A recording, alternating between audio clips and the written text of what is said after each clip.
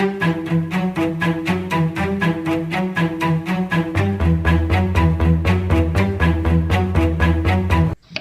இந்த வீடியோவில் ஹாட்டான ஷார்ட்டான வெஜிடபிள் பிரியாணி எப்படி பண்ண போகிறோன்னு தான் பார்க்க போகிறோங்க. அதுக்கு தேவையானது டொமேட்டோ, வெங்காயம், பச்சை மிளகாய், புதினா.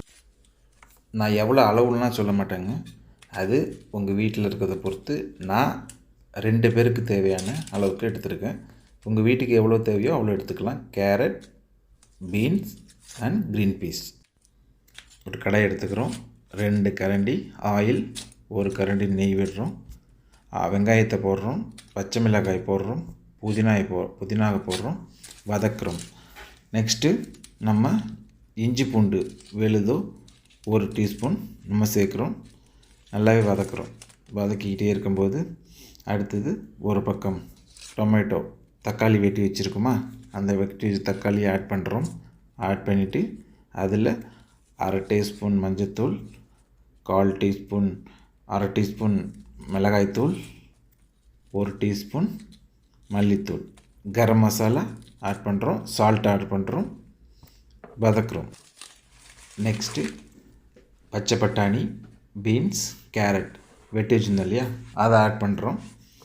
அது ஆட் பண்ணிவிட்டு நம்ம கொஞ்சமாக தண்ணி விடணும்.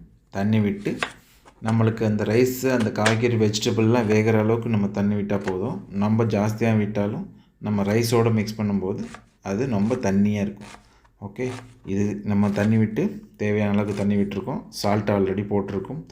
இது நல்லா வதங்கி அந்த தண்ணியெலாம் ரெடியூஸ் ஆகி இந்த வெஜிடபிளும் வெந்திருக்கும். தண்ணியும் ரெடியூஸ் ஆகி அது ஒரு செமி திக் கிரேவியாக நம்மளுக்கு தெரியும் பார்க்குறதுக்கு. Like vegetable gravy.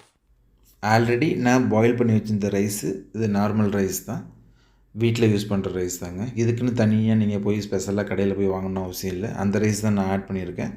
அதில் லேயர் பை லேயராக இந்த ரைஸை வச்சுட்டு நம்மளுக்கு வீட்டுக்கு தேவைன்னா கொஞ்சம் ஃப்ரைடு ஆனியன், கொஞ்சம் ஆனியனை வறுத்து மேலே தூவிக்கலாம். கேஷ்நட்டு, முந்திரி பருப்பு, இது எல்லாமே தூவிக்கலாங்க.